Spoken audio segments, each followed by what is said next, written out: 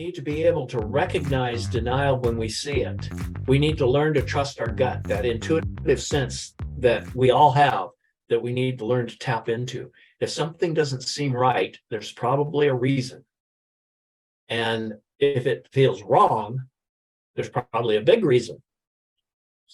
We want to help find this out by looking for affective responses on both sides. The hot response, the overreaction, but the other side is just as problematic. The cold response or the detachment or underreaction. So we want to look at the, what's happening emotionally with this individual I'm working with. Want to identify what they might be thinking, what mistaken beliefs and perceptions they might be having that is coming through in their dialogue with me as I'm creating the rapport. I want to recognize their patterns. I want to become a pattern detective that's going to help me identify one or more of those 12 denial patterns that are going to sabotage this person from being successful in their recovery or their treatment.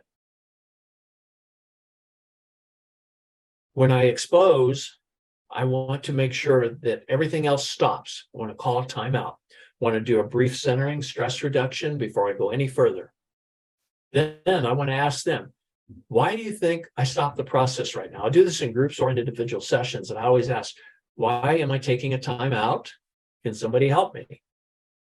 What happened? And if they might honestly not have noticed it because they might have been at that third level of denial. Okay, so let me point out what I'm hearing and seeing that leads me to believe there might be a problem. Then I name the game. Do you remember we talked about minimizing? You remember we talked about rationalizing? We talked about fear. We talked about any one of those 12 denial patterns.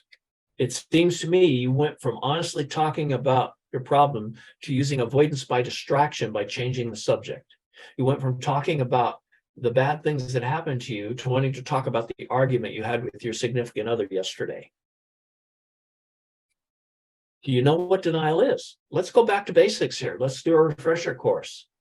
Remember how it's an automatic and unconscious reaction? And how does this avoidance by distraction help you? How can it hurt you? Do you want to learn more? Can I share more? Are you willing to work with me? So that leads to educating and re-emphasizing and depathologizing and normalizing it as a normal and natural human defense mechanism that's hardwired into us. And it has a good reason, because it can help us with our painful reality. It can help us when we're feeling overwhelmed with a problem. It can help us take a step back. Also, unfortunately, if we keep doing it, it can stop us from seeing how to solve the problem and what the authentic action needs to be in order to get out of the problem into the solution. In the long run, denial does not work, and it eventually will make things worse.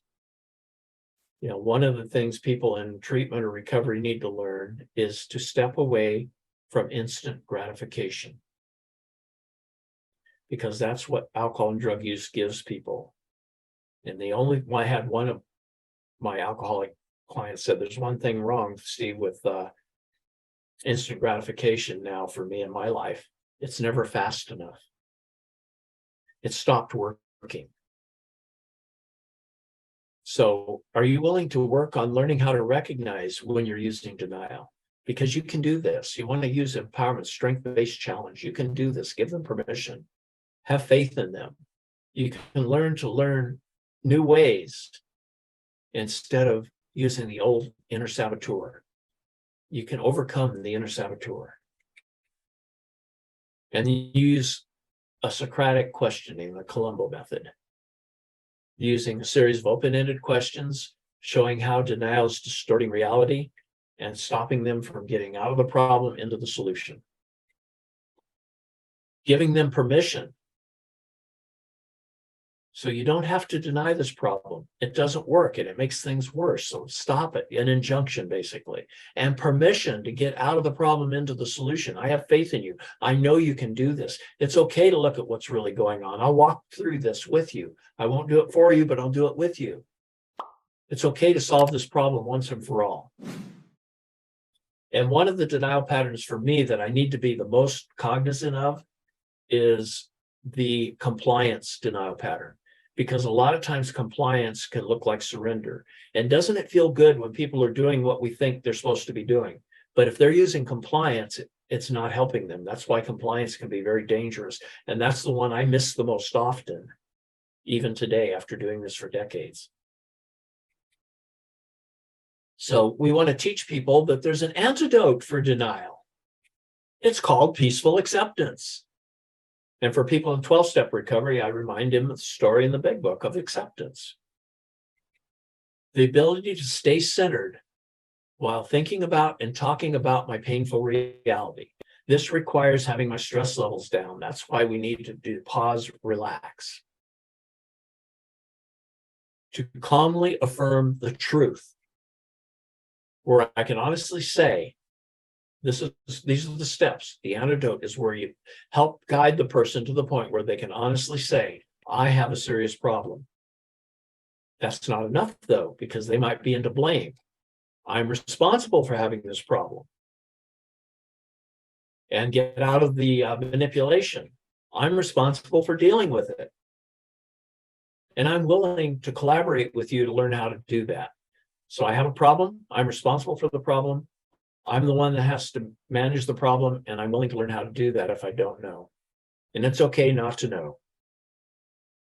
I don't know about you guys, but sometimes I walk into a training, for example. I can remember it's been about a decade ago.